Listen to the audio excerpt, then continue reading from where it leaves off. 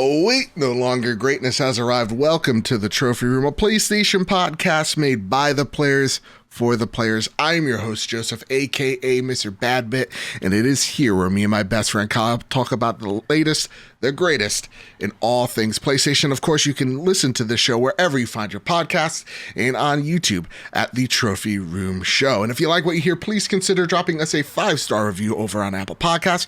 You could plop us a follow over on Spotify, or you could toss a buck our way over at patreon.com/PS Trophy Room. So with all that said, and with all that out of the way, the greatest co-host whoever is, whoever will be, Mr. Kyle Stevenson. How are you, sir?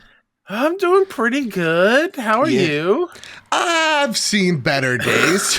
I feel that. I was smiling a lot during that intro because obviously you nail it like you always do. This time I kind of messed up a little bit. It was totally fine. I felt it in my lungs. Well, you tell that feeling to go hit the road because it was totally fine. Thank you. But in the Discord, I believe it was Green Gorilla or but they're like, hey, I'm all out of old episodes to listen to, so I'm gonna go back and listen to like the older ones to like finally catch up.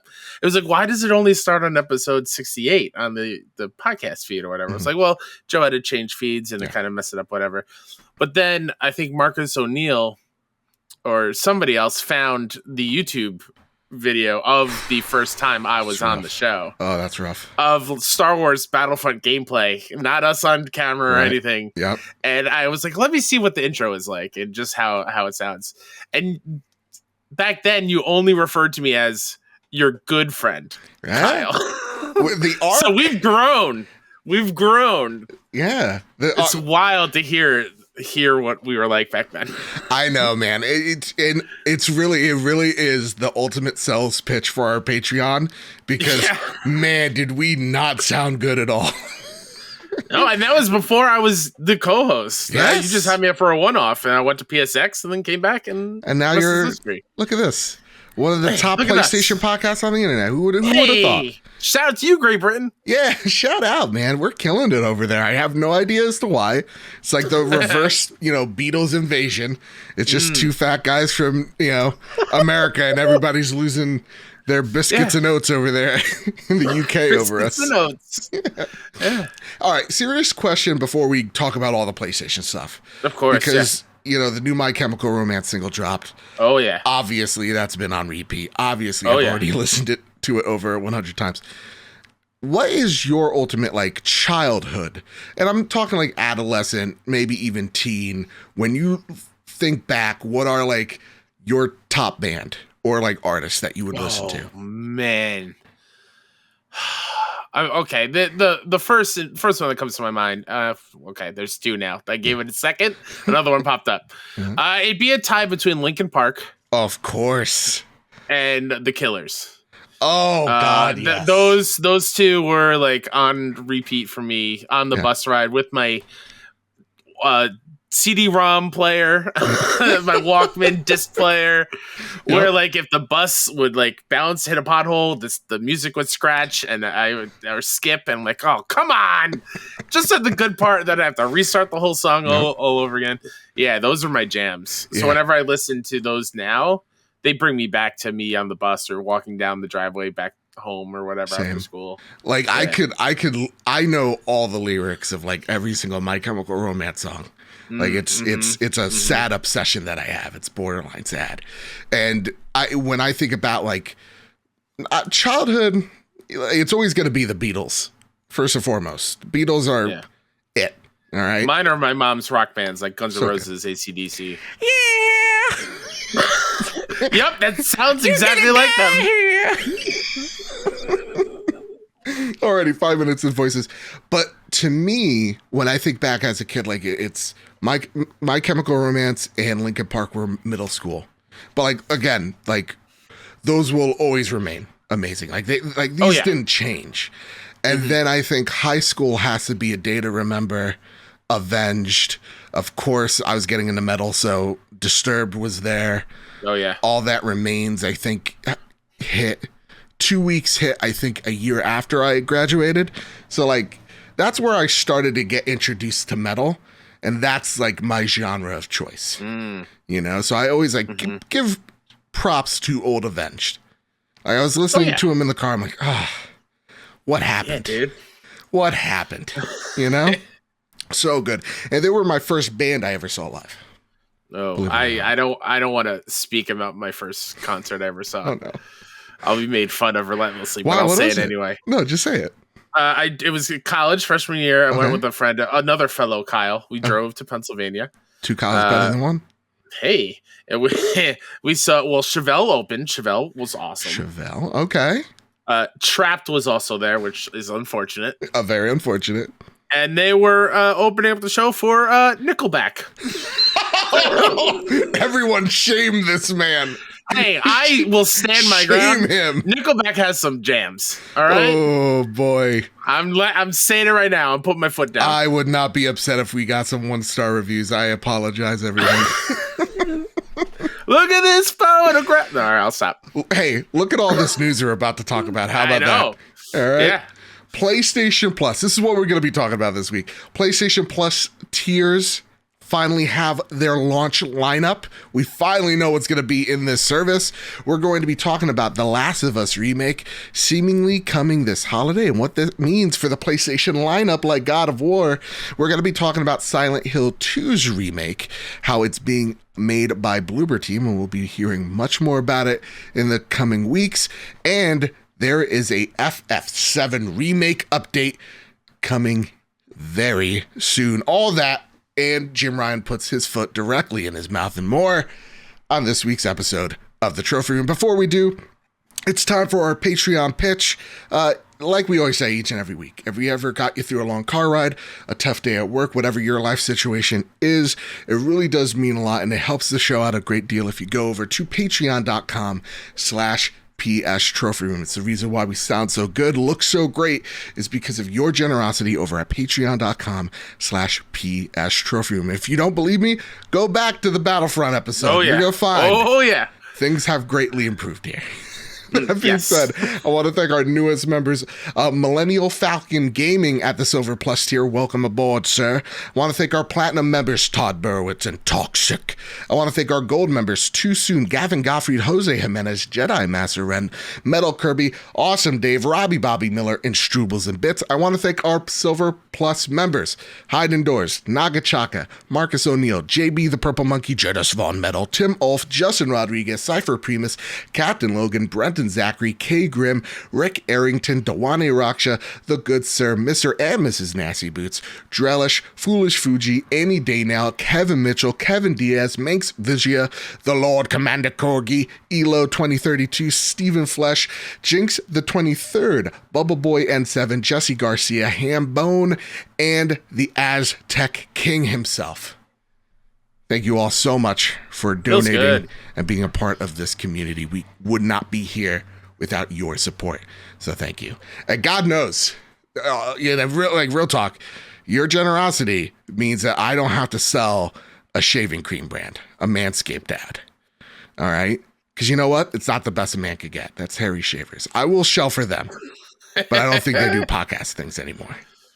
I also don't think anyone's going to trust us with 2 full beards.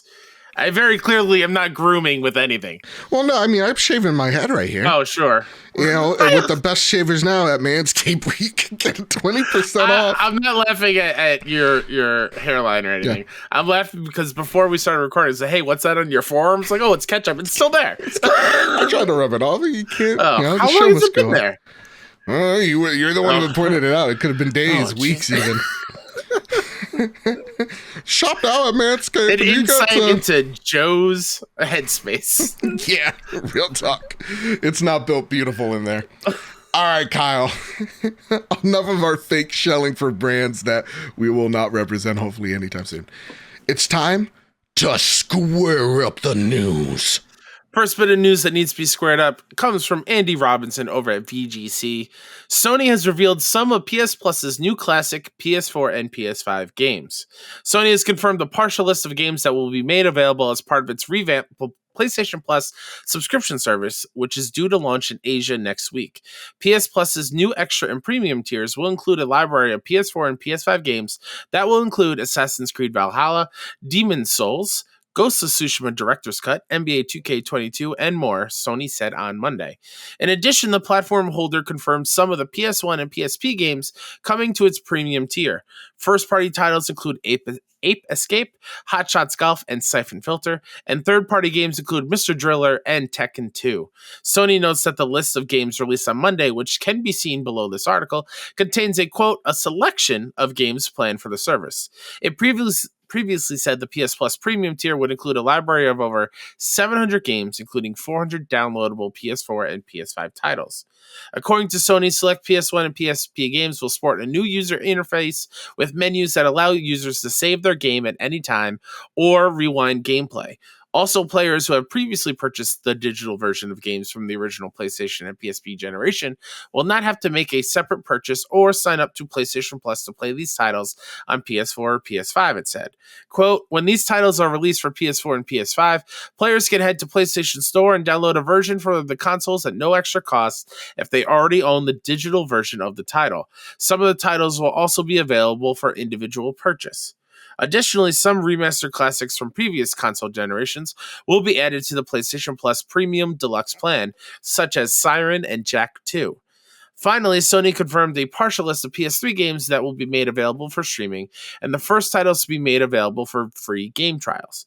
For PS Plus Essential, which is the standard PS Plus tier similar to what is available today, new free games will continue to be added on the first Tuesday of the month, Sony said. An additional monthly refresh will occur in the middle of each month with new games for the PlayStation Plus Extra and Premium Deluxe plans. The number of games refreshed will vary per month, Sony said. Ubisoft announced on Monday that its Ubisoft Plus subscription service is coming to PlayStation, with a Ubisoft Plus Classics range coming to PlayStation Plus. That's a lot. Thank you for reading that, Kyle. There's a lot to break down here. There's a lot to unpack here. But I do want to comment on one of the games called Mr. Driller. Hardly know her. All right. There you go. Oh, boy. Couldn't help myself. Cancel me later. Listen, Kyle, this is a lot here. And this is not the full lineup. No. This is just the beginning. So what I'm kind of picking up here is that these are the games that will be in every territory. So I bet in Asia there will be some games that we don't have here, and we'll have games here that Europe doesn't have. So I bet these are just the ones that they know for sure are coming everywhere, so they get to speak on them. So it's cool to see that there are a great selection of games here, surprisingly so, at launch, and we're not even at the full list. So let's start off with the first question, and you could write in just like Lord Corgi did via @us at PS Trophy Room, or join our Discord community at the Trophy Room Discord server. Corgi writes, PlayStation Plus revamp lineup so far. Is it a slinger or not? Great question. Corgi. Great question, Corgi. How dare you? Great question. Slanging left and right, I'd say. God. I'm really very visual aid. I'm really impressed. I actually really like this lineup. And can I tell you something, Kyle? Yeah. You're right. How many times have we complained week in, week out? And you're like, no, let's hold the line. We'll get to judge it when it's here. Yeah. You've judged it. Yeah. Throw it back in my face. Oh, I will never throw anything in your face unless you say something bad about the games I love. Yeah. It is what I thought it would be, and while I wish it was the full list, it's great. I'm happy that they finally talked about it. I was a few days off, but yeah, I think it's great. I think the PS1 classics and stuff are a little underwhelming, if I'll be totally honest. But to balance that out, the number of high quality third party and first party games that we're getting for PS4 and PS5 titles are ridiculous. Yeah. Absolutely ridiculous. Yeah. I think one of the questions is going to talk about it here. I think Drellish writes in with, okay, I feel more than okay with the PlayStation Plus tier reveal. I would like to add some suggestions to kind of enrich it. I think the biggest benefactors of PlayStation Plus are for those who have or are new to the PlayStation ecosystem or recent subscribers. Ideally, there should be a tier/point system for those who have been loyal and subbed PS Plus for many years. I think started in 2011 or 2012.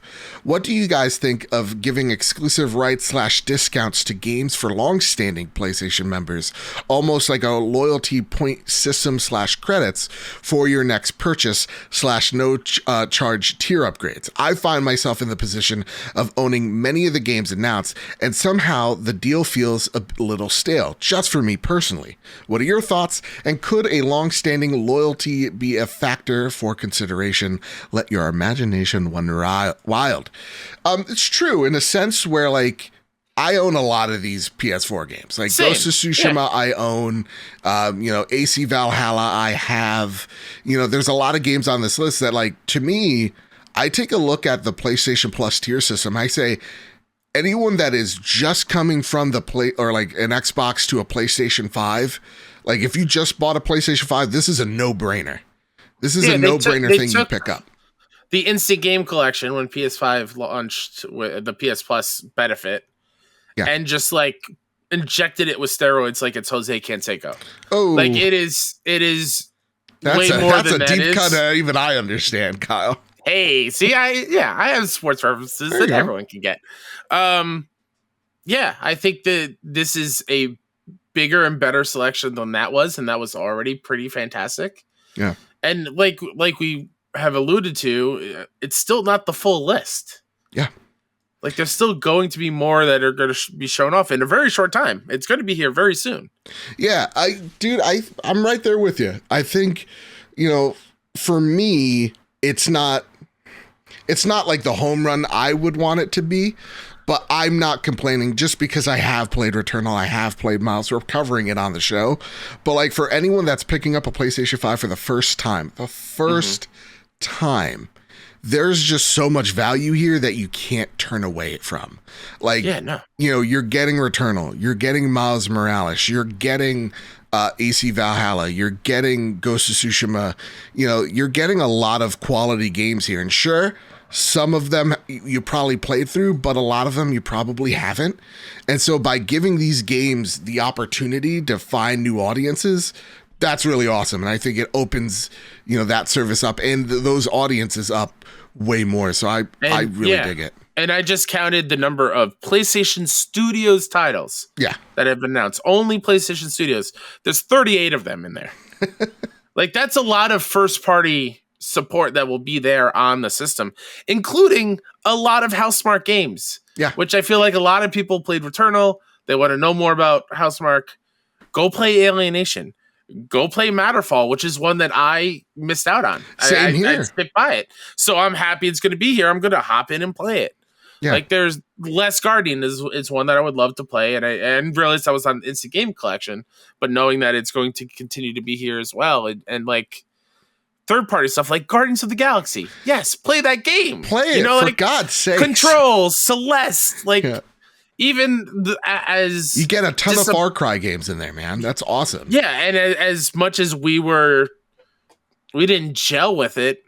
I mean, Red Dead Redemption 2 is gigantic. Yeah, that's a big get as for it as well. So there's a lot of really good things in here. Yeah, there really is. So like for me, like there's again, like for the people that have played most of these games that have the FOMO like myself, the service isn't again like, oh my God, this is amazing. But like even I can realize that for the majority of people, this is actually a really, really well done service. It's not, again, Xbox people settle down.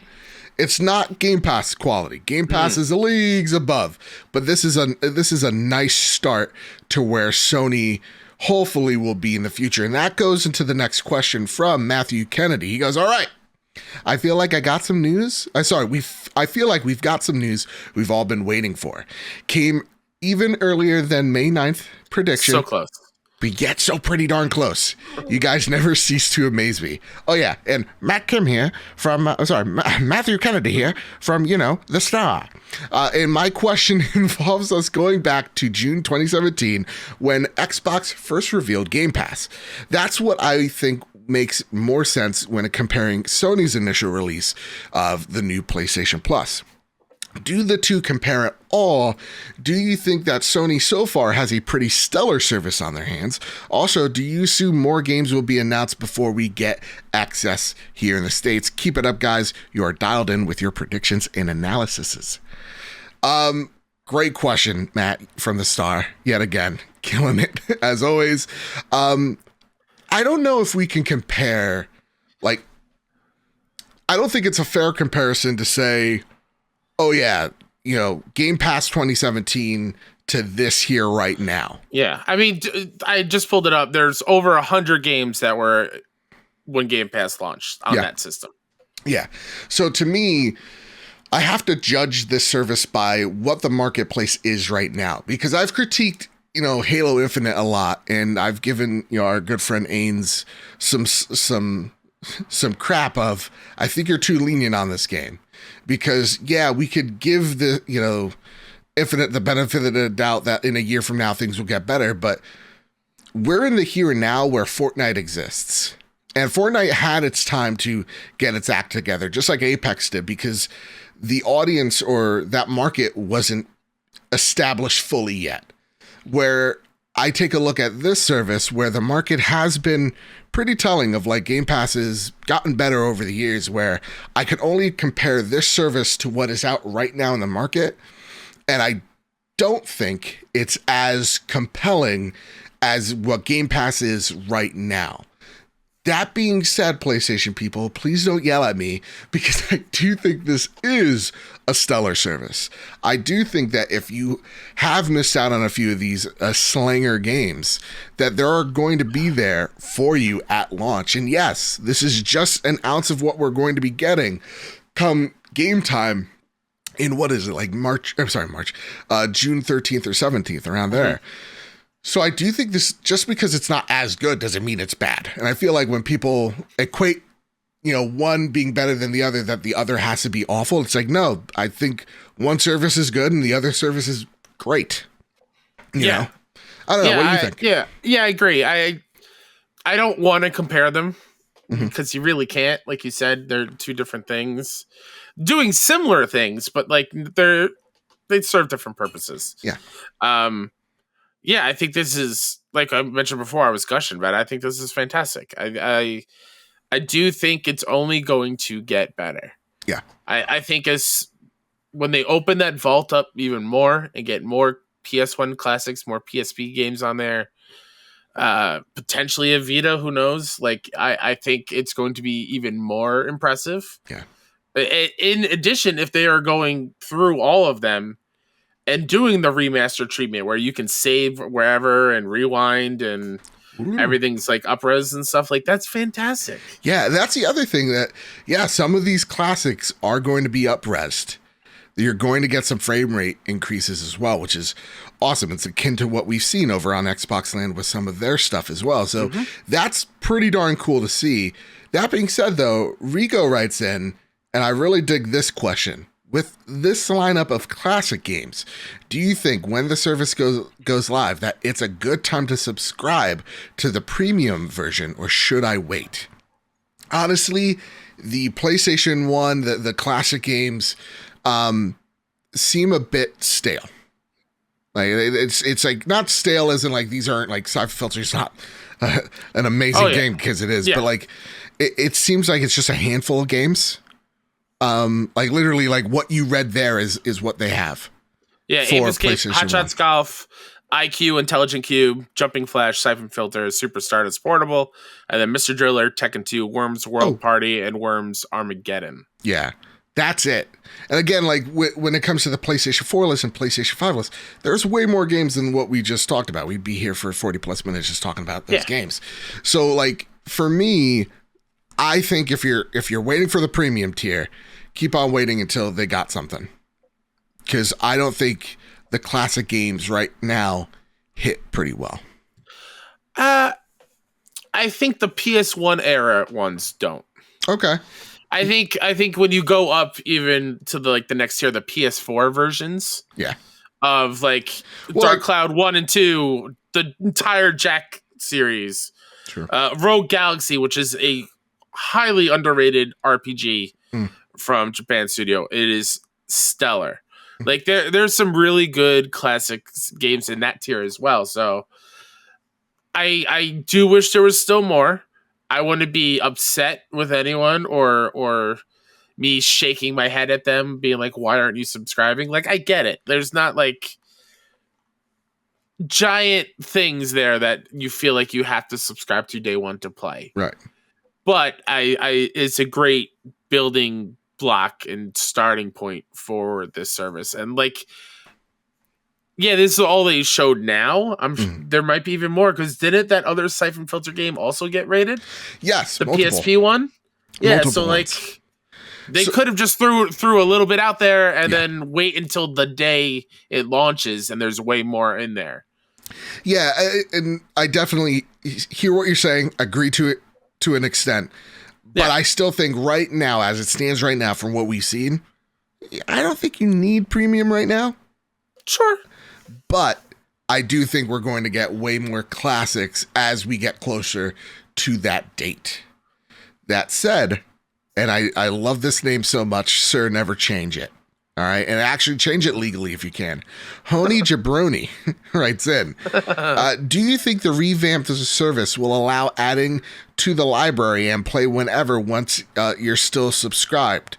Like the current PlayStation Plus, or will it be like PlayStation Now, where some games come and go and have to be played in certain time windows?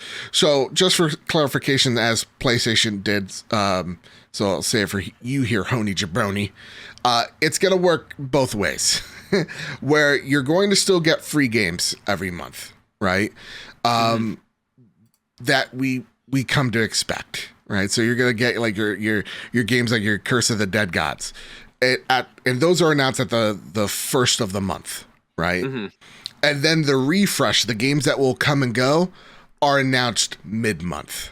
So it will be a little bit, I can guess that there's going to be some confusion there, but it's a kind of yes and no question. It's going to be a little confusing, I think. I feel like the refresh, I don't think every month games are going to be wiped out and new ones be brought in. Yes. I think their refresh means there'll be a little bit more added. And every maybe couple months, I feel like the third party games are where that will change like crazy. Absolutely. So like first party classic stuff, I feel will stay forever. Yep. If they don't, that's weird. That would be nuts. Yeah, that's very weird. That's some great clarification. So like, don't expect Guardians of the Galaxy, which you should play now. No. Please, for the love of God, I need a sequel. Absolutely. I don't expect that to be in the service forever. I bet that one has an end date. But for a game like God of War, I bet that's going to be there for a while. Right? I bet that's there forever. Or else that would be a huge head scratcher. The Ubisoft games, I think for sure will stick around longer, because Ubisoft Plus is also now coming to PlayStation. Which is cool. So like it kind of feels like... Is that part of this? Or no? Is that separate? It's sort of like yes and no. That's something that they're also going to have to clarify.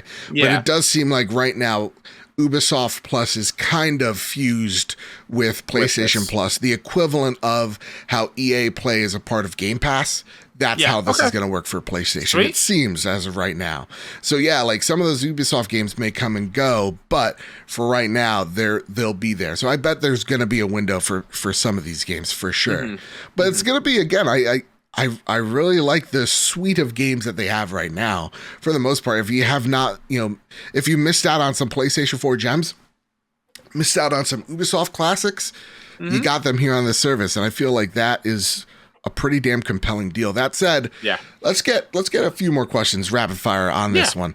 M9 Prime writes, do you think these PlayStation Plus tiers will work similar to PlayStation Now in its current state?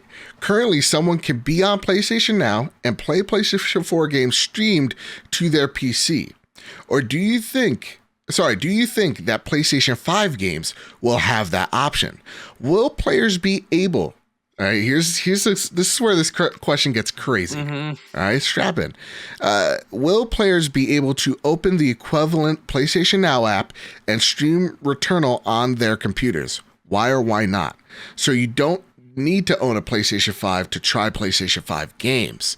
I'm also talking about only using PlayStation Now app, not remote play.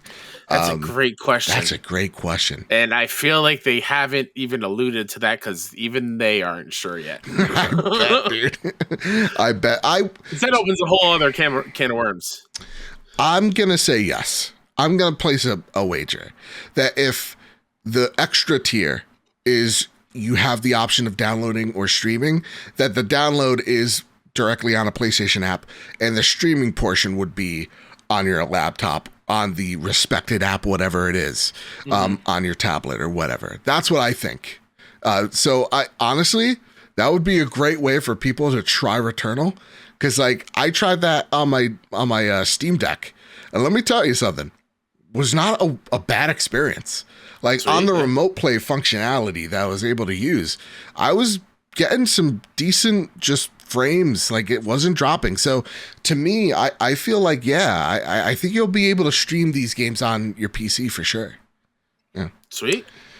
That said, Scott White writes in, what classic forgotten franchises would you like to see get new exposure as an available classic offer in the service? Oh, great question. This is great one. Great. Can I question. say it? Can I say mine? Go for it. So Suikoden. Want to know why? Oh, yeah, why?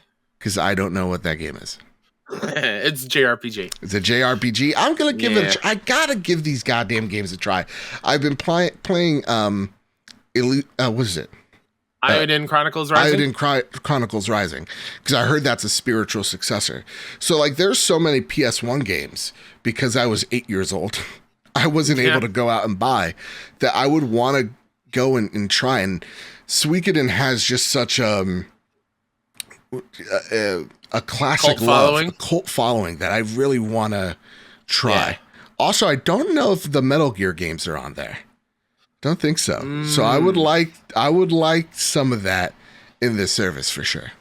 Yeah. I think what I was just going to go with it, just get those classic JRPGs from PlayStation 1 era on this service. That is, and Scott White is Professor RPG. Like he knows his RPGs.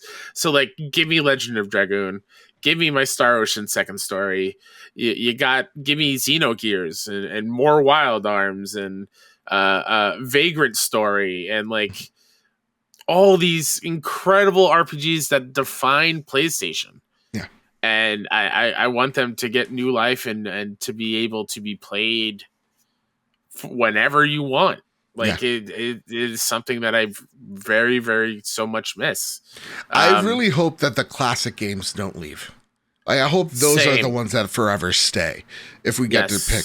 Because I feel like those are also the cheapest to leave on this service as well.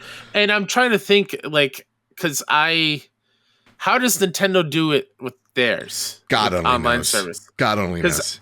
I think you do have to make a blood ritual sacrifice of some kind to work Nintendo Online. Are all those Super Nintendo games, like, are they the same or do they get switched out? That's a good question. Any Nintendo dork out there? Because I genuinely don't know. I haven't used it, so I don't know. Me neither. But yeah, that's a great question. I wouldn't want them to, but I have a feeling Nintendo's like, you have 3 weeks.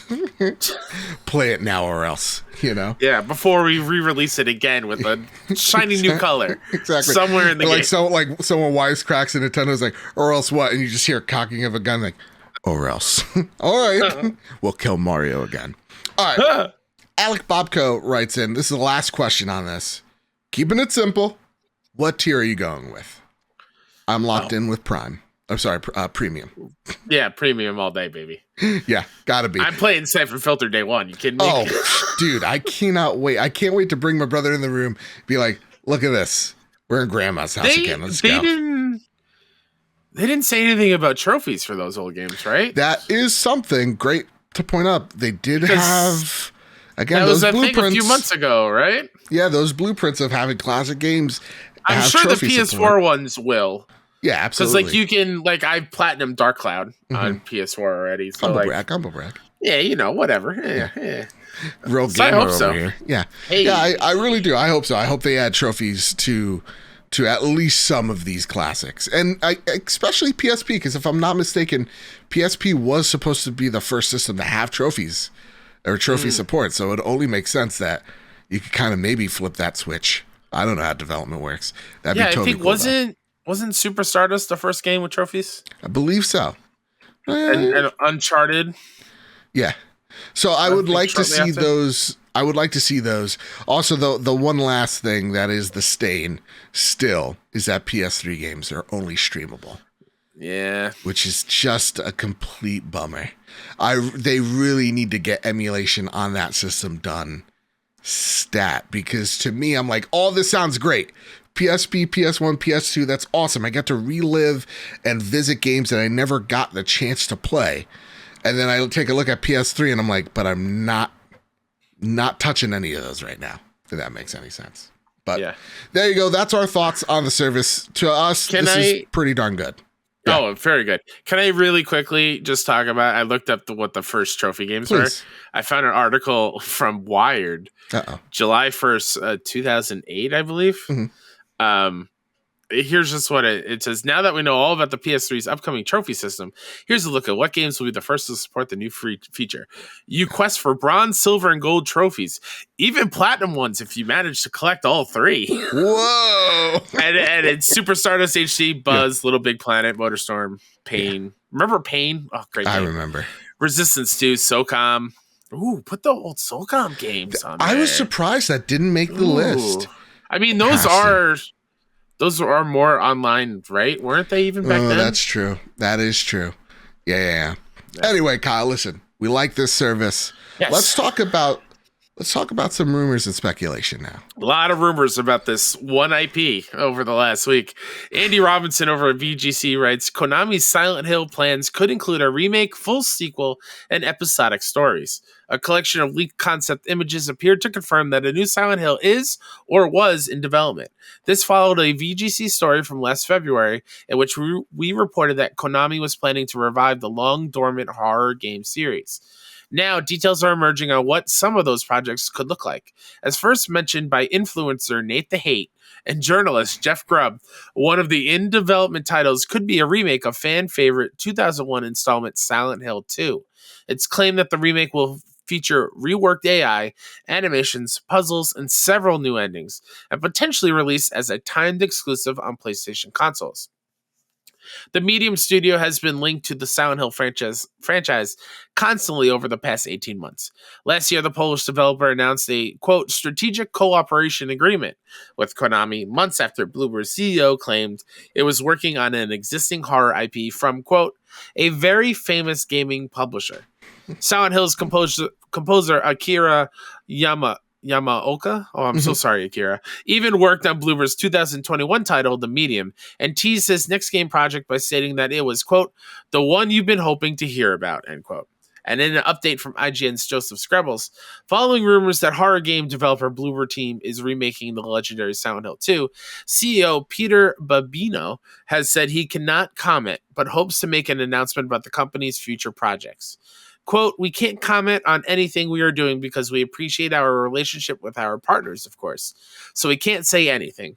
We will make an announcement about our future projects as soon as we can. So then you will know much more. Chuckling, he added, officially. Nice. I gotta say, Kyle, this kind of sucks. Can I be real with you? Yeah. And not like Silent Hill. I have no attachment to it. Just the way that like this has been teased so much that like this is probably not the way he wanted it to go. Yeah, it's what I feel like I and you, we've been saying on the show forever.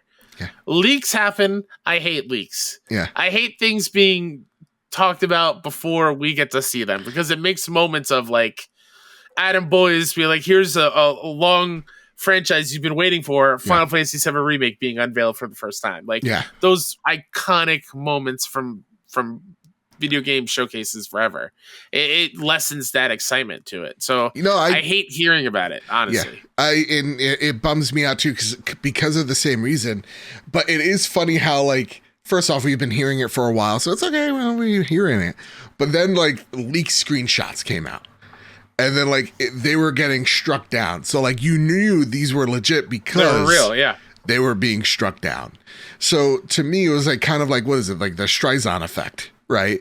Where, like, because you're talking about that thing, it amplifies it. And so, by that action, you amplify the fact that this is a real thing. That said, I'm pretty excited for Silent Hill fans. And I'm also excited for, selfishly, myself, because up until Dead Space, y'all, I was way too afraid to play any horror game. So, Silent Hill was never on my radar, nor was Resident Evil for the longest time. And so it's awesome that this is going to get that facelift so I could dive in, because from what I understand, Silent Hill 2 is the best one in the series. From what I understand as well.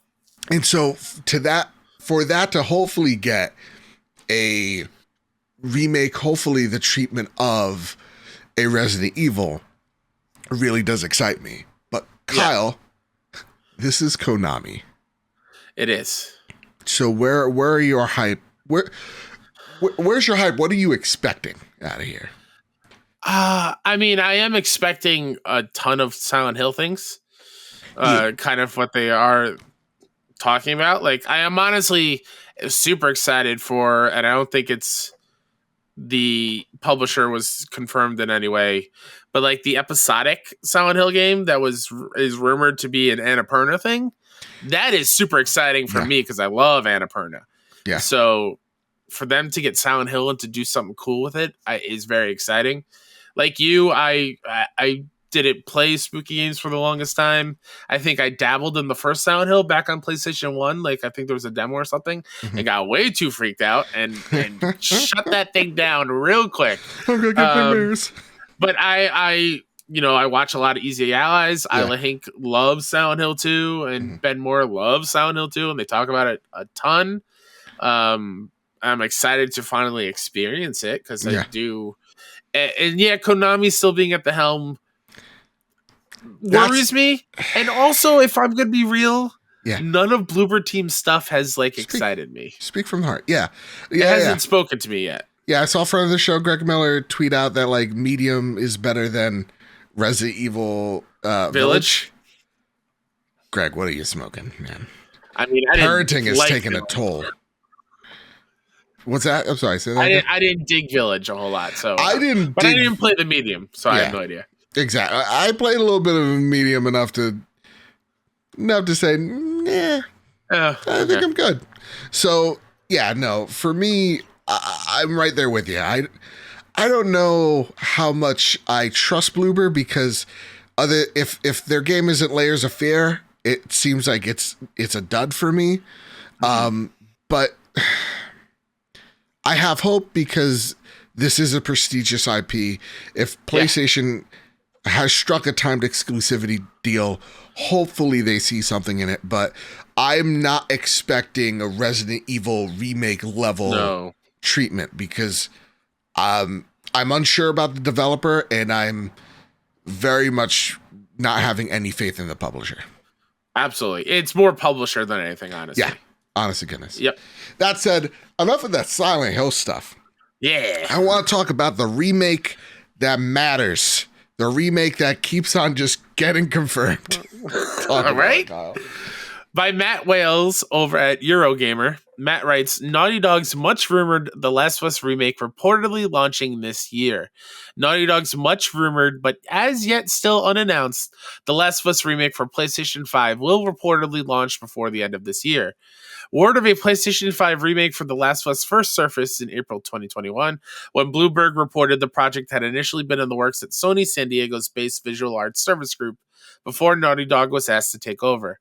Further evidence of the project's existence emerged earlier this year when a member of Naughty Dog's QA team listed, quote, unannounced remake on their resume, a reference since removed. Yet while there's still no official word on a Last of Us remake, rumors of the project continue to swirl, with ever-leaky GamesBeat reporter Jeff Grubb making his appearance in the second story in a row, now claiming it's set for a 2022 release. Quote, I keep hearing that's coming out this year, Grubb said of the remake during the latest episode of Kinda Funny Gamescast, as spotted by VGC, noting that he was, quote, pretty confident it would be launching this holiday. Grubb's claim follows a similar report by reliable leaker Tom Henderson in January, who said he'd, quote, heard from multiple people now, end quote, that the PS5 project was, quote, nearly finished and could release during the latter half of 2022.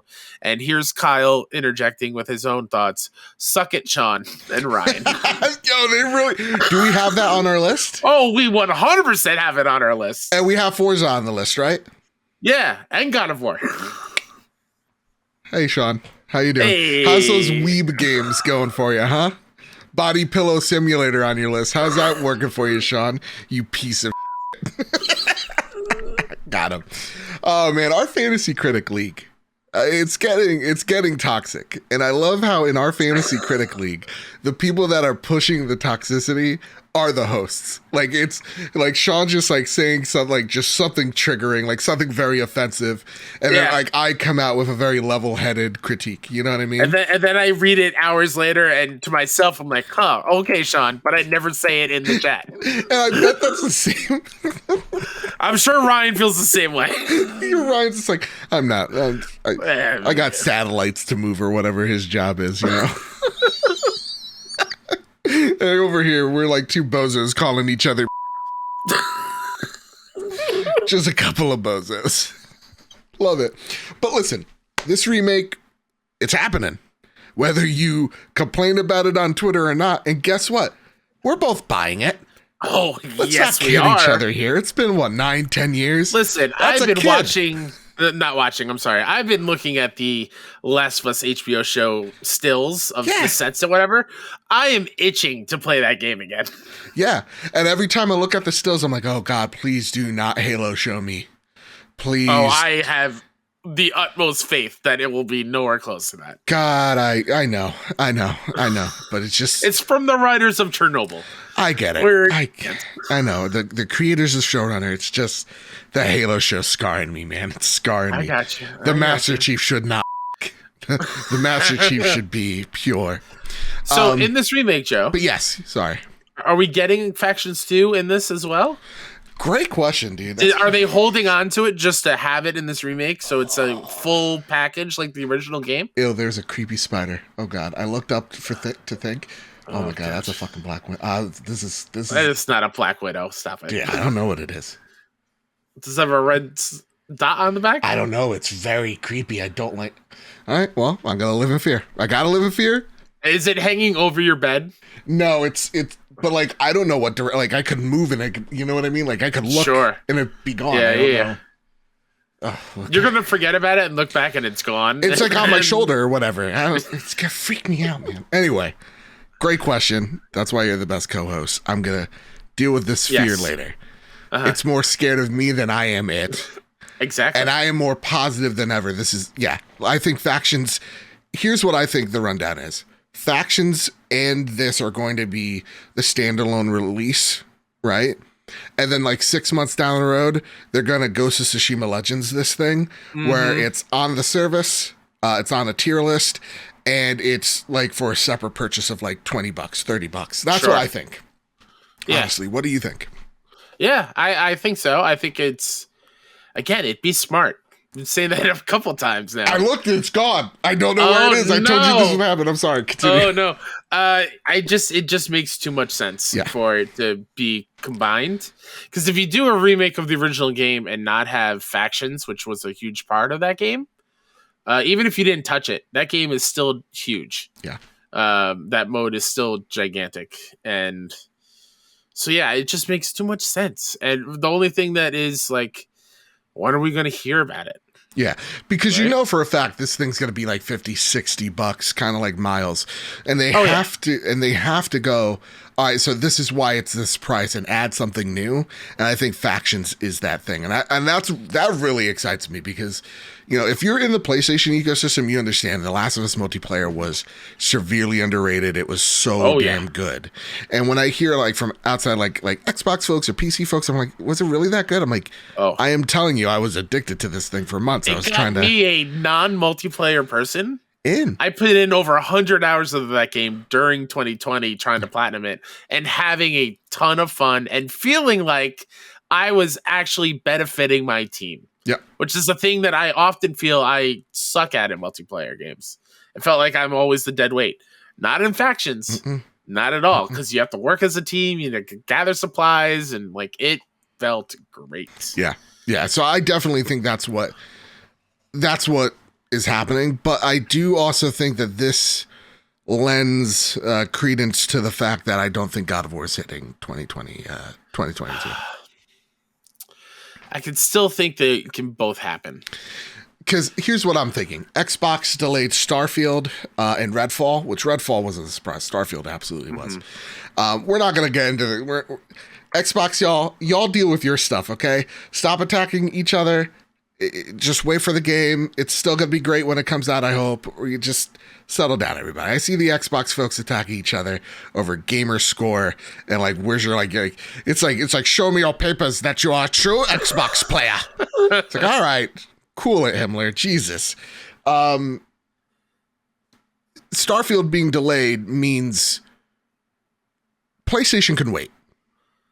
I don't think they necessarily need to drop God of War now, knowing that their competition isn't going to be here in the later half. I don't think it's the pressure is necessarily on PlayStation. But Kyle, Sure. This is not an original thought. Our good friend Neo, our good friends over at Season Gaming, they stated it on the Bitcast, and I a part of me does want this. Okay. What would you feel? What would your thoughts be, Kyle? God of War 11/11/2022. Oh, yes. Whoa. I would love that so much. Yeah, that would be... That brings back the whole here's how you share your games moment from the PlayStation Xbox Day. It would be a meta moment for us dorks that are really into this. It'll be like, whoa, that's a power move. Everybody else would be like, oh, cool, so it's 11/11. That's great. I do think it's still possible, Joe, because when I think of, oh God, was it 2020? Yeah. Yeah, of Ghost and Last of Us Part 2 a month apart. True. Like, I can still see that happening, and when I think about the possibility of maybe doing either God of War August, Last of Us September, because Last of Us Day is September 26th. Mm-hmm. So if you want to release it like on the 23rd, which is a Friday, and then on the 26th, you know, celebrate the game's release and celebrate other cool things about The Last of Us, that could work. Or do, again, Last of Us Remake in September, God of War in October. I could still see it happening. No, it can still be viable. What a great argument, Kyle. This is why you're the best co-host yet again. Also, I just very desperately want to play both games. I mean, that is true. Because as much as like we don't need a Last of Us remake, we're all gonna buy it, we're all gonna enjoy it, and newcomers to the series are gonna enjoy it as well when the show comes out, for sure. Yep. Great synergy there, PlayStation. But to me, I think you could have Last of Us in September, October, whatever. God of War come out in November, and that be the big tentpole game. Yeah. But I also can see them going, well, we can have this here as a nice buffer. And if things aren't looking like it's going to pan out for God of War, we don't have to keep this release date. We can probably show it off or drop it in February. That being said, I don't want another February situation because rumor has it from Jeff Grubb, a coward, by the way, a coward, because you still won't come on this show. All right? Come on, Jeff. Come on, Jeff. How many times I got to ask? Nicely. Now I got to threaten. How many times do you have to read your name in the stories? I want to talk to you. We've talked before, man. But no, seriously, though, he came out and said Jedi Fallen Order, probably February, March. And I think I don't want another stacked first half. Just way too much game for one person to consume. So I would much rather them come out 2022 or figure out a good release date that isn't going to be in an overcrowded month like Horizon was with Elden Ring. So yeah, agreed. That being said, though, Kyle, very excited for this. I'm pumped. Let's go full steam ahead. I'm ready for the Last of Us remake. I'm getting a little pumped, Kyle, for the next story on the list. Take it away. I literally got goosebumps because I'm about to read it. Let's go. The hair's sticking up. By Ryan Dinsdale over at IGN, Square Enix to make Final Fantasy VII announcements next month to celebrate anniversary. Final Fantasy VII Remake director Tetsuya Nomura has said Square Enix will be making various announcements next month regarding the original game's 25th anniversary. As reported by RPG Site, Nomura teased the announcements on a live stream from Final Fantasy VII spin-off The First Soldier, saying that Square Enix would be celebrating the original game's 25th anniversary. Quote, "Next month, we're planning to publish information related to Seven's 25th anniversary," he said. "I wonder how much I'm allowed to share about it. Next month, we will publish various things," end quote. Final Fantasy VII turned 25 years old in January this year, the anniversary of its original Japanese release. Its Western 25th anniversary is still upcoming. The original game launched in the States on September 7th, 1997, and in Europe on November 17th. Remake Part 2 entered full development in July of 2020, and original Final Fantasy VII director Yoshinori Kitase said earlier this year that the development team would like to announce the game in 2022 if possible. Oh my god, that's awesome. Recently I've been like, you know what? Final Fantasy VII Remake, goddamn gem. Yeah. That did get for me overshadowed by Last of Us Part 2, which is fantastic. I'll fight for it. And Ghost of Tsushima, which is one of my favorite games, if not my favorite game of all time. Great in far as games. Yeah. Not great in everything else. Everything not great. else. Great year in games. Yeah, great way I had to clarify real quick. Yeah. You would have been like a Doctor Doom villain, you know what I mean? That would be the level of like, it's great, nothing wrong with it. Except that one thing in November. That being said, Kyle, I want to know where your hype is, because to me, this could be announcing Final Fantasy VII Remake on like other platforms like Xbox levels, which I do expect, though Square seemingly may be going to PlayStation awfully soon. I do still expect it, or this could be Final Fantasy VII Remake Part 2. What do you think it's going to be? Or do you think we're going to get other sexy little statues of people posing? Because if you haven't seen the Tifa statue, you should.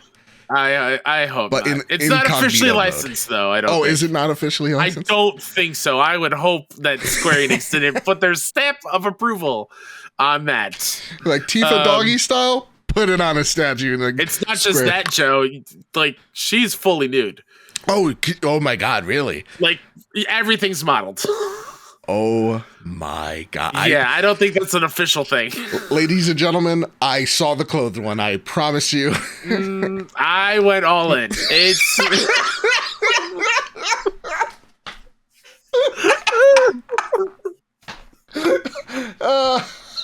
oh, man. Not looking good for good old Mr. K-Step on the creep factor right now. I love you so much. Oh, thank you. I love you too. That's the best thing I've ever heard. I went all in. I do think that it's a good chance we see a trailer or something. Right. I mean, I'm dying for it. Yeah. But I do think a lot of it will be here's the I believe it's Ever Crisis. Here's the mobile version of Final Fantasy VII, the chibi, cute little, more of that. There's more pixel for remasters soldier stuff. There's stuff. Like probably that kind of stuff. If I wanna, bring my hype levels down a little bit. Right. Even though, yes, if they end with he's making it seem like it's big. I just want to see it. And I think there was image of some of the mocap actors and it looked like it could be one of them Sid. And like, oh yes, please give me all the Final Fantasy VII characters. So here's my question for you. Yeah. Why do you think, because I'm right there with you, I want to see what part 2 is.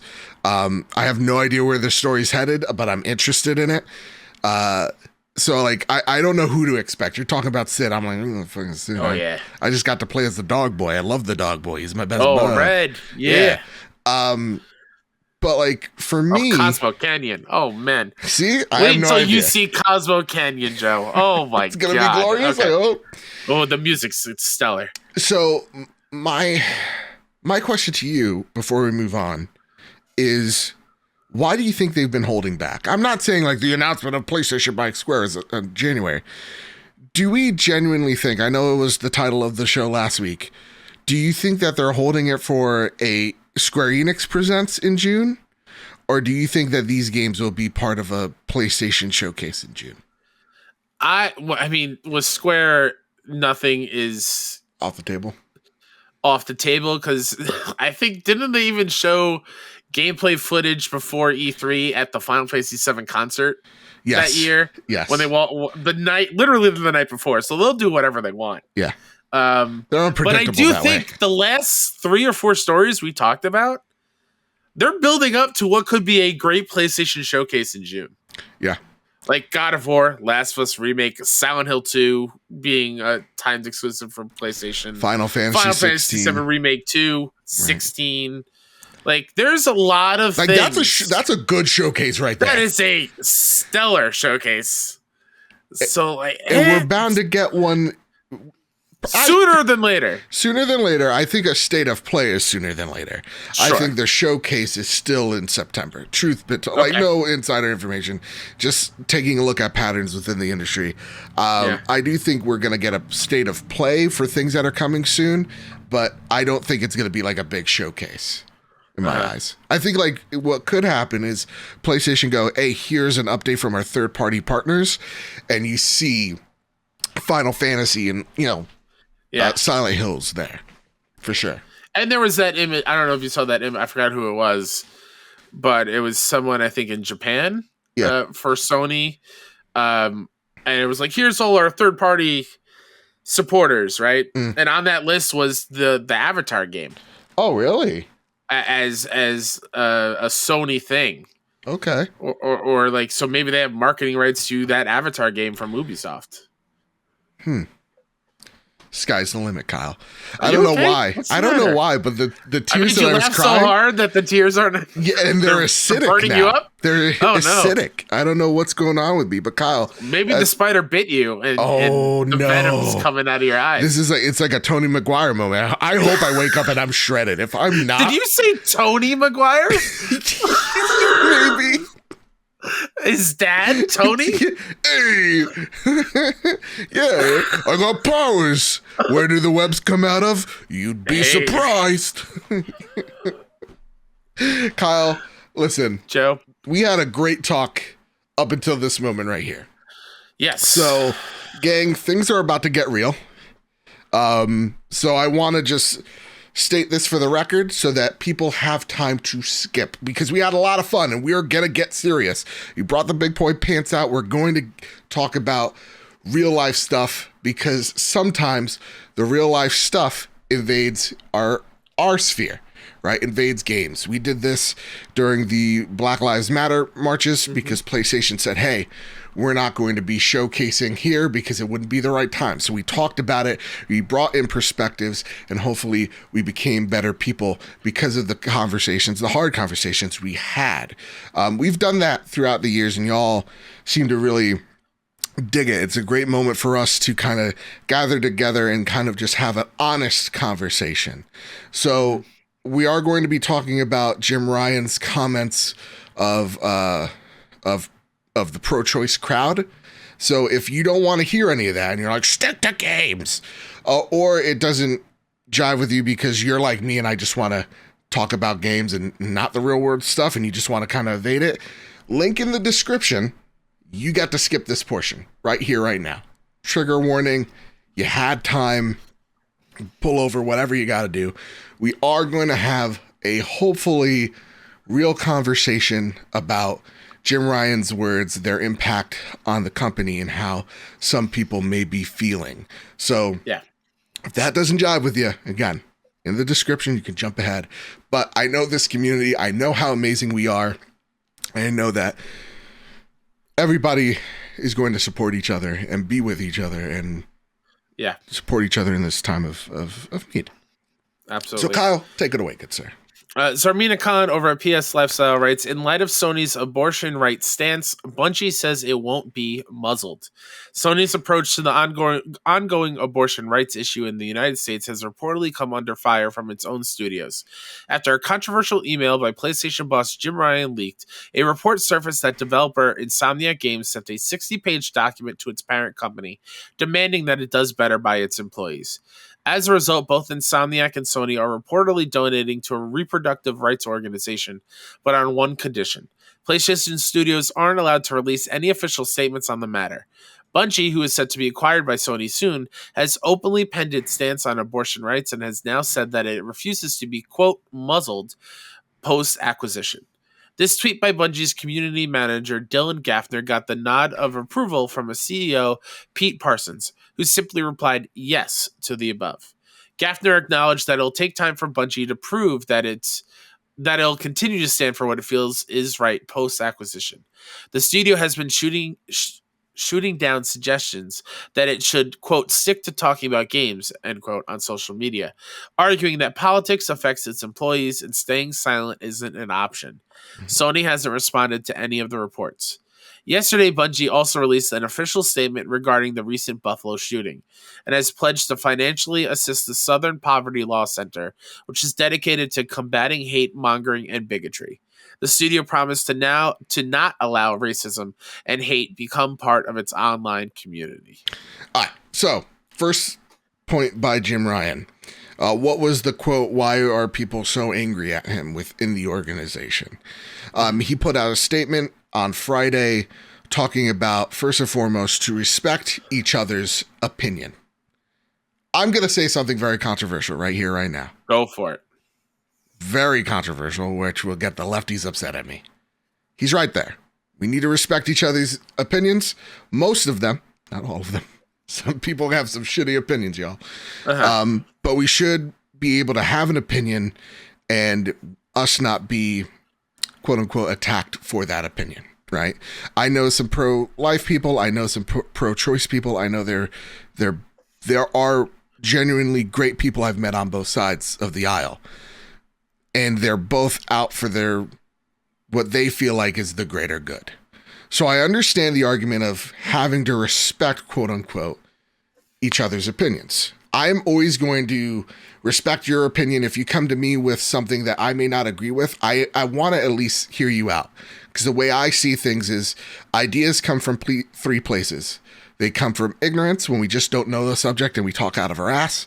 They come out of knowledge, when we look up and we actually research and we question our own beliefs. And they come from us actually talking to each other. You know, there's been a great study of like, the best way to, quote unquote, win a debate is just let the other person speak. Because when you actually talk that idea out loud, it'll either start making sense or not making sense. And in there, that person is then more acceptable to have their opinion or their mind changed. So I do agree with that.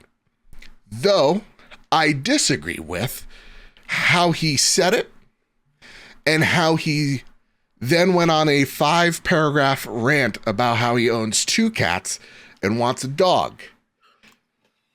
That was nuts. I didn't want to put it here because it would be a 15-minute us reading this monologue of a man that is, I am convinced, I said this on Twitter, I said this on Cast Co-op, I will say it here. I am convinced Jim Ryan is either A, a robot, B, an alien who is trying to act as a human, but is fit in. Absolutely blowing his cover every time he talks. He's like, I would be surprised if he doesn't walk into the room and go, hello, fellow humans. Like, it just seems alien at this point. That being said, the way I would have went about it as Jim Ryan, and I'm sorry, Kyle, I'm going on a rant, but like, no, go for I would it. have been like, hey, we need to respect each other's opinions because I know this is a sensitive subject, but here's how I feel. And I want every woman here to know that this is a safe place to come to work and that you can, maybe if you need to take a day, talk to a superior, talk to your coworkers, talk about it with each other, because that's how we're going to make this culture better. If we allow these conversations to take place, we'll be a better company for it. Mm-hmm. Way better. I could think of 19 other ways of how to approach it better than what Jim Ryan did. Yeah. Bizarre. It's just like bizarre. It's like the parents that have to deliver bad news to their kids. Yeah. And then immediately afterwards, let's go get ice cream. Just trying to divert the attention Yes. of bringing up cats and dogs. Like, no one gives you can't bleep me on this one, Joe. No one gives a fuck, Jim, about your cats and dogs. This is a very serious moment that is going on in real world that affects many, many people in Millions your of folks. company. Yep. Yeah, millions of folks outside, but people, women in your company. And you're making light of the situation in a way. Like, that is what made me super mad, on top of the fact of, yes, you can have like PlayStation itself, right, not put out an official statement, as cowardly as I feel like that is. Right. But to tell the other studios, like, no, you're not allowed to. You can't say anything, whatever, because like we're, on top of the food chain here. You're under us. You're our whatever. I hate that. That sucks. And I really want to, first and foremost, obviously applaud Bungie, because they're very clear for a very long time about who they stand for and what they stand for. Yep.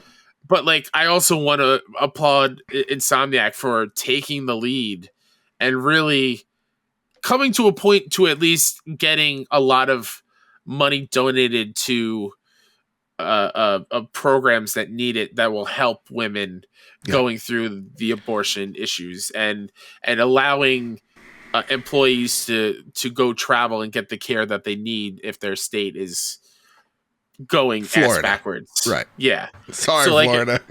Sorry, Texas, looking at you. Like, it's there was some good that came out of this, but it's still, all the good that came out of this, Jim still looks like a fucking idiot. Yeah, and a coward.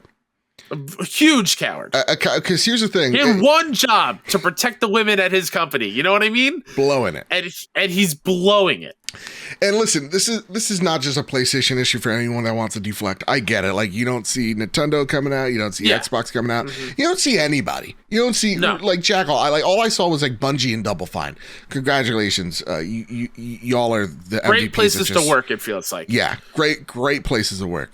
And to me, I mean, Captain Logan writes in, was Jim Ryan's statement acting more like a warning to other studios about voicing their feelings on things like women's rights, given the time between this statement and Bungie's?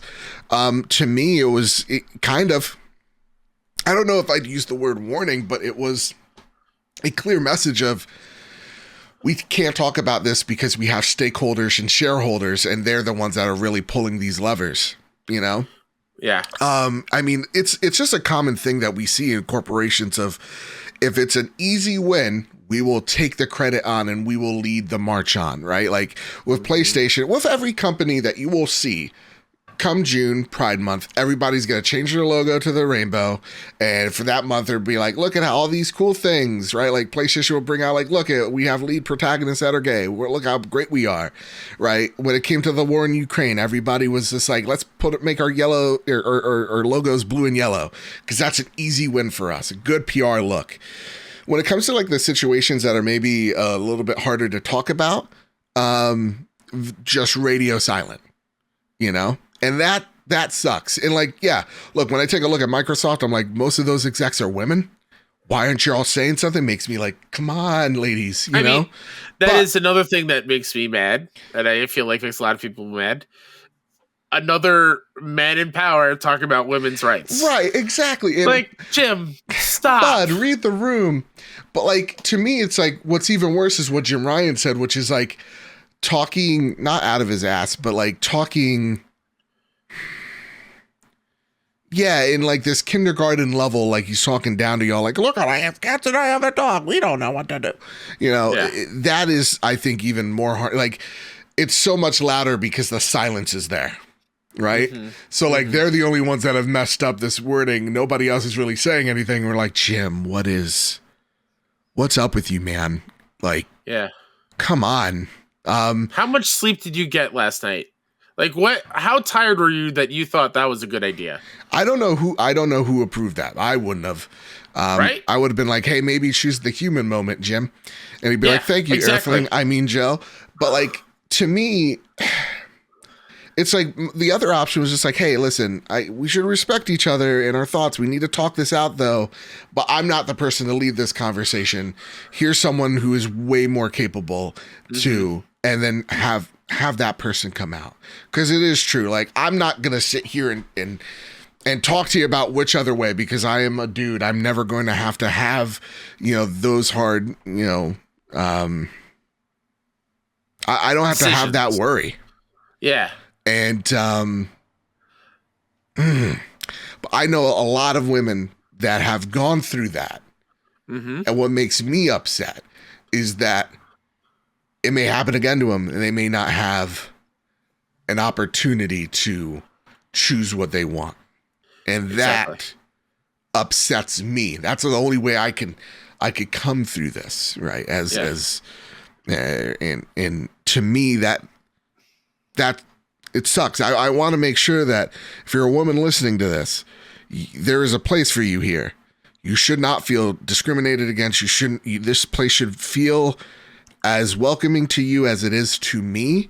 And if it is not, you come to me and we will make sure it is. Yeah. Same for me as well. Yeah. Come to us, man. I feel like you said, it's a tough thing to talk about. Yeah. But at the end of the day, yes, I'm a male. I shouldn't be dictating what should be happening to women's bodies and their choices. Yeah. But I should have a say in making sure that women feel protected and feel safe in the areas that they work and live and whatever. I put stake in that. Yeah. And I feel like there was zero empathy in Jim Ryan's statement.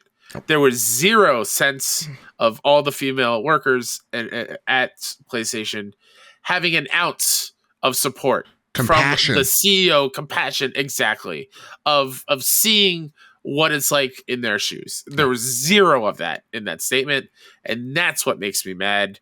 And just get a grip, Jim. Seriously, man. I just don't. This is a CEO that cannot handle a human moment. No. He is strictly for the numbers and by the numbers. Books, and there's no wavering. There's no coloring outside the lines to Jim Ryan. No. You got to stick with the strictness, and that's it. And it really is a shame. And I think that's like the most heavily disappointed I've been in PlayStation leadership. I think just ever. Again, and it's not because like, oh, he said the thing that I disagree with. It's just how he said that, like. Yeah, like we've had talks like, are we disappointed in Jim Ryan's leadership? I'm right here, right now, more than ever. But like before, I was like, yeah, give him benefit of the doubt, whatever. But this, no, I am wholeheartedly disappointed, and I am somewhat ashamed to be a fan of PlayStation, honestly. Because like, to me, I think by suppressing one opinion, you're just letting the other one breathe. And that's what I don't like. Like, just let your employees have the conversation. They're adults. You don't need to talk to them and give them childlike, examples. They're adults. They can handle this, Jim. I hope you know that. And many people want to voice their opinions, and they should. Yes. And I'm all for it. And listen, I'll end on this note. Because, oftentimes I go to my mother for great advice. And she actually came to me and she said, Joe, I want to come to you about something. I was saying, okay, sure. When this whole news broke out, and she said, I'm going to be honest. I believe that from inception, that's life. I believe that if I was pregnant, I would never be able to abort, the child. Wouldn't be able to. Even if it meant risking my own life. I don't think I could. But what I love what she said is, but that's my choice and I made it. I don't feel like I should have my choice imposed on someone else. She's like, that's for that individual to make up their mind on. That's the Christian way of doing it. And I love that. I'm of the similar brain length as her. I guess it's a word, whatever. And that's what we need to kind of come together and have that honest conversation with ourselves and with this community. It's why I love this community so much, because we can have these hard conversations. Unlike most communities out there, I know a lot of people that agree with what we're saying right now, but are afraid to say it because they don't want to lose, a percent of a following. I'm not. I don't care. I don't care either. This is the best community. We're making the best community in the world. I'd rather sleep well at night knowing that we stood for what we believed in instead of putting on a face and faking it for a show. Yeah. So there you go. That's our conversation. We love you all very much. Love you all very much. Again, if you have anything, you come to us and please, we'll help you out the best way we can. Even if that is, shipping things to you to make sure that you got Absolutely. what you need. Wink, wink, nudge, nudge. That being said, Kyle, it is time for Flash News. Gotta run fast. New DualShock. Oh, sorry, DualShock. Oh my goodness. Whoa. We're past that. The DualSense wireless controller colors arrive next month, followed by new PlayStation 5 console covers. Quote from the blog, today we are pleased to reveal the newest colors to join the PlayStation 5 family of color accessory options. Nova Pink, Starlight Blue, Galactic Purple, adding to previous release Cosmic Red, Midnight Black DualSense wireless controller colors. The latest Galaxy-inspired colors will launch globally starting in January. Sorry, this is typo on their behalf. June 2022. I think this is an older one. No, this was a new one. They messed up. Oh, okay. Yeah. Okay. We are also including new PlayStation 5 covers to match the Galaxy-inspired DualSense wireless controller colors: Midnight Black, Cosmic Red, Nova Pink, and Starlight Blue, Galactic Purple. All right, so the covers are here. They're coming in June. Yeah, no, what happened was, you know what it is? I think they actually copy and pasted the old article, put it in the blog, because there was an update. They did their update to the story, and I didn't choose to do the update. I should have. Nagachaka writes in. The PlayStation news we've all been waiting for has finally arrived. More PlayStation 5 color plates are available to order. So the question is, which colors are you guys getting? Starlight Blue, Galactic Purple, Nova Pink, or all of them to mix and match? Here's where I need the community to come in here. Okay? Ooh, okay. I don't know why. You don't know why. But I'm banned from buying anything from PlayStation Direct. From all I know. Same, actually. Yeah, same. So we're not allowed to buy anything from PlayStation Direct. I've been trying to get these goddamn panels. I want them so bad. Will one of y'all DM me if you could purchase them, and then when they arrive at your doorstep, ship them to me? I would be greatly appreciated, because I have a mighty need for Galactic Purple. A mighty need, Kyle. I need it. Yeah. I think I've gone on record on the show. I want to get the blue and pink and do one panel of each. Yep. I think that would look really, really cool. I will pay for the shipping. I am dead serious. I think they're going to come. Bruh.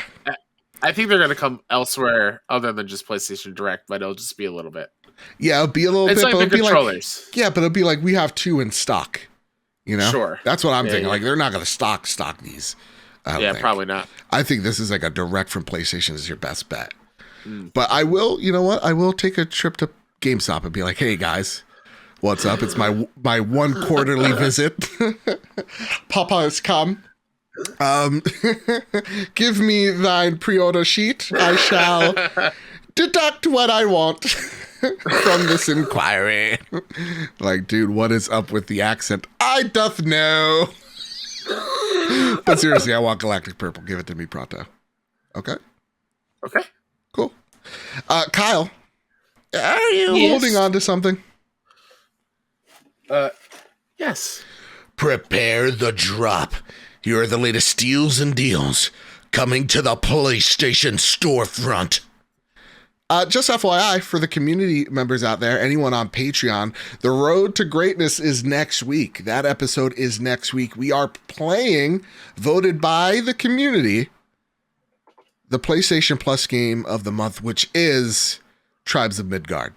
Yeah. You won. In addition to other games we've been playing, we'll talk about. But we want you guys to be more involved in that show and play along with us. So download Tribes of Midgard, claim it. PS Plus this month. Next week, I'll tweet out and put in the Discord questions about the game you want answered on the show, and we'll talk about it. I'm excited. I know you were really excited to play the game when it was first revealed. Yeah. I don't know if you played it already yet, or... No, I played Curse of the Dead Gods, which I really enjoyed so far. Yeah. A lot to it. It's not like Hades level of like, oh my God, this is amazing, but like it's solid. It definitely is solid. I can't wait, because with roguelites, it's like you're learning the mechanics as you kind of go, and like you test your theories out with each run. So as I'm testing those theories out, I'm going to see how the game plays out more. But so far, so very good on Curse of the Dead Gods. Download that gosh dang game. Tribes of Midgard I will play during this week, and maybe we'll stream it tomorrow. Who knows? Ooh. Who knows? The 16th of May, Cubic Lanes. Whoa. Lines. That almost sounded like something else. Joke on that Tifa statue from earlier. Do you know those details, Kyle? I'm looking it up right now. All right. Oh, God, no. On PS4, on the 17th of May, Fury on PlayStation 5. Ooh. Fury on PlayStation 5. I am actually thinking about picking that up. My Name is Mayo 3 on PlayStation 5 and PS4. Kyle, how was it? Obviously, it's a shame those games are even a thing, and that I played and platinum the first two. This one I feel worse about. Fair. Because they do a thing at the end where it becomes like a walking sim, and it moves so slow I fell asleep while playing it. Uh-oh. It was just more fluff just to have more to the game. Right. It sucked. Uh-oh. But hey, I got the platinum. How long did it take you? Like 40 minutes. Oh, boy. All right, listen, I feel like that is just a staple of PlayStation podcasts to take part of, so I feel like I must also go ahead and dip my toe in. Outward, the definitive edition on PS5 and PS4. May 18th, Behind Closed Doors, A Developer's Tale on PS5, PS4. Divination, I know I messed that up, on PS5 and PS4. Ogre, Console Edition, I think that's an RTS. Go for it, man. I'm a big fan of RTSs on consoles. May 19th, Deadcraft on PlayStation 5 and PS4. Eternal Threads on PS4. They Always Run on PS4. Vampires the Masquerade Swan Song on PlayStation 5 and PlayStation 4. On May 20th, Cotton Fantasy on PlayStation 4 and Dolmen. Listen, for all your Souls fans out there, give Dolmen a shot. Played it at PAX East. It's a sci-fi, Lovecraftian Souls game with a lot of different mechanics. Does get a little getting used to, but I dig it. Okay. It's pretty fun. Yeah. All right. You know what? I dig you, Kyle.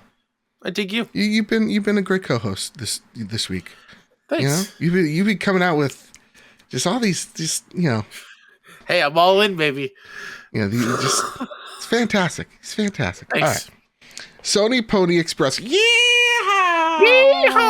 It's time for a favorite segment, rather. Sorry, I got a little distracted. Yeah. Just a little whimper. A smaller cowboy is running up because he fell behind. Well, you know what? Last week, wait for me. Yeehaw! Yeehaw! It was the last week we had I fell off the cliff. Fell off the cliff. This one's reacting to it. It's like, man, we lost Daryl the other day. Yeehaw! Yeehaw! It's a little bummed.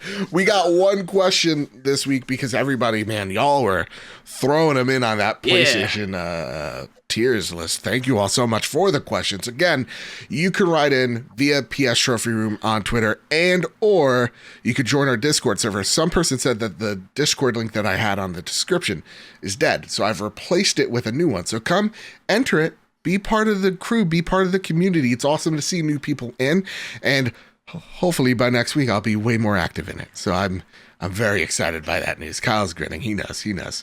So Yuna writes in going, "Hey there, guys. Hope you're having a great day. I have been..." Same to you, Yuna. Yeah, same, likewise. I have been going back to finish up the Mass Effect trilogy on the Legendary Edition. Thank goodness. I was going back and forth and wanted to play multiple games or just one, and went with just focusing on one. Yes, I'm romancing the best boy. Oh, Vikarin. Did I? Let me just quick Google. You got this. Because it's not Garrus, so like, why would you say that's best one? Because he is a Vikarin. Sorry, that's his last name. I just know him from Garrus. Yeah. It's like Gary. Yeah, you know? Oh, that's what it is. Last name. I thought that was his race. Never mind. Yeah. Turian, right? He's a Turian. Yeah. That's what it is. Okay. Honestly, Yuna, great choice. Because if there was any alien I'm going gay for, it is 100% Garrus. You know, and it's not like it's technically not. It's like, no, I'm full blown. Let's go for it. I don't know what, you know. All right. For Joe's sake, Garrus statues. Suggestive question mark. My question this week is: have any of you noticed a voice in the game or a game and just instantly realized the voice actor to the character? While doing one of the missions in 2, I noticed the voice from Dragon Age series in it. It just made me go, whoa, him. I throw the ball to you guys. What voices have you heard that you instantly recognize? So this ties into a game that's on the PS Plus. Go for it. Classic for the premium tier. Rogue Galaxy, which I talked about before, RPG, highly underrated. Will Friedle voices the main character. You might be like, oh, who's Will Friedle? Yeah. He's Corey's older brother in Boy Meets World. Oh, shoot. At the moment I played that game, when it first came out, I was like, I know that voice. Fair enough. That's cool. Yeah. Fair enough. Oh, my God. For me, anytime Troy Baker talks, I'm like, that's Troy Baker. Oh, yes. But, like, he's, like, so good at what he does other than, like, not shelling for NFTs that, like, I'm like, I'm convinced. I'm like, that's a different character. But, like, I always know when it's him. Replaying Last of Us in 2020, I noticed a lot of the NPCs are a lot of the voice or a lot of the cast of Critical Role. Oh, really? Like, oh, that's Travis Willingham. Oh, that's Liam O'Brien. Yeah. And so it's really cool just picking out those voices because that's what they do, and it's cool to see them in that. Like Ashley Birch's one as well, which is like, and she's so good. Like I never know. I really I do not. So good. God, her in Tiny Tina's Wonderland is just fantastic. But like even what's Troy Baker and what's his name? Oh my goodness, Nolan North. It's like I know Nolan, but you're not fooling anybody. I know it's you. No. Yeah. But I'm other than that, like I'm a pretty dumb idiot when it comes to voices. Like I'll be like, oh, that sounds like X, Y, Z, and it's like no, it's A, B, and C. You know what I mean? So well, I'm pretty dumb when it comes to that stuff. Oh, that's really quickly. Yeah. Really quickly. Please. Speaking of Nolan North, I had a dream the other night that we interviewed him on the show. Well, I mean, that dream's going to come to reality. Asked him questions about Nathan Drake and Uncharted and stuff, and it was a great time. Yeah, that's going to happen. Here's the thing: dream team of voice actors we like to, interview. We got to have Jane Perry on the show. Yes. I got Returnal questions that only she can answer. Yes. Yuri Lowenthal. I just want to shake his hand, let him know that he is the best Spider-Man. Yep. Nolan North. I mean, come on. Nathan Drake. Yeah. Are you kidding me? And then I was talking about it with my brother the other night because y'all know me. If we just had the opportunity to talk to Mark Hamill.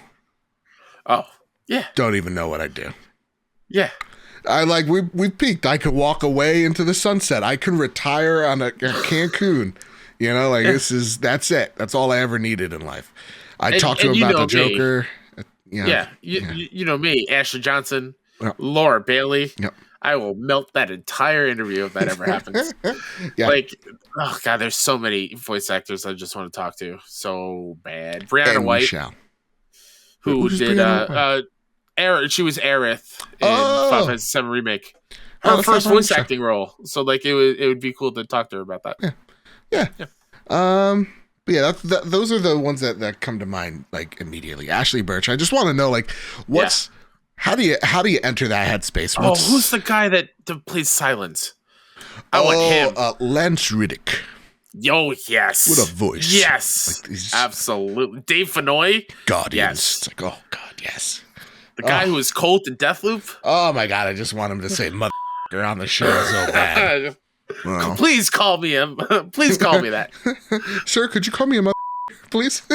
It'll be such a banger of a time. Oh, we almost went a whole show, Kyle. I'm keeping track, Joe. Oh, God. Listen, you got to say yours, okay? I get to say mine. You're right. Everybody, that's it. That's all the questions we got. Una, I thank you for running in. But I will just say, if you're going to romance anybody, first off, in Mass Effect, I think I did end up Garrus. Because I was female Lady Shepard. I was like, come on. I'm going to hold down. with Garrus. In Mass Effect 2, we are first off, Miranda. Yes. But like she's not the keeper. It's Tali. Oh, 100%. Tali's the ultimate. Like Tali, we're marrying. I'm joining the Aquarian group. Like that's what we're doing. I feel like Tali's the best choice. She's like the most wholesome. Yeah. And Jack's your side piece. Yeah. But like, here's the thing though. Romance options, Mass Effect.